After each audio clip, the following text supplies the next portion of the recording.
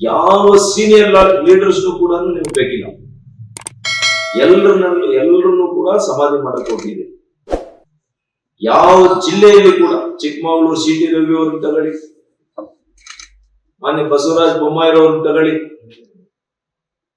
ಯತ್ನಾಳ್ ಅವ್ರನ್ನ ತಗೊಳ್ಳಿ, ಯಾರನ್ನು ರಮೇಶ್ ಅವರು ನಿಮ್ಗೆ ಬಹಳ ಚೆನ್ನಾಗಿತ್ತು. ರಮೇಶ್ ಅವ್ರನ್ನ ಹಾಕಿ ಮುಗಿಸ್ಬಿಟ್ಟು ಸಮಾಧಿ ಮಾಡಿದ್ದೀರಿ. ಇವತ್ತು ಯಾವ ಮುಖಂಡರನ್ನು ಬಿಡ್ತಾ ಇದ್ದೀನಿ ನೀವು, ಯಾವ ಜಿಲ್ಲೆಯಲ್ಲಿ ಬಿಡ್ತಾ ಇದ್ದೀನಿ? ನನಗೂ ಕೂಡ ಸಮಾಧಾನದ ಒಂದು ಇದು ಮುಗಿದೋಯ್ತು. ಇನ್ನ ಯುದ್ಧ. ನಾನು ಕೇಂದ್ರದಲ್ಲಿ ಇರ್ತಕ್ಕಂಥ ನಮ್ಮ ವರಿಷ್ಠರು ನನ್ನ ಮೇಲೆ ನಂಬಿಕೆ ಇಟ್ಟಿದ್ದಾರೆ. ಅವ್ರ ಗಮನಕ್ಕೆ ತಂದಿದ್ದೀನಿ ಈಗಾಗಲೇ.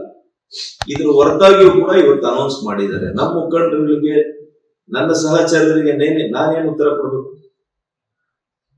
ಇವರೊಬ್ಬ MP ಆಗಿ ಒಂದು ಜಿಲ್ಲಾಧ್ಯಕ್ಷರು ಮಾಡ್ಸಕ್ ಆಗಲ್ಲ ಅಂದ್ರೆ ನಾವು ಹೇಗ್ ರಾಜಕಾರಣ ಮಾಡ್ಬೇಕು? ನನ್ನ ನಂಬಿ ಯಾರು ಬರ್ತಾರೆ ಬಿಜೆಪಿ?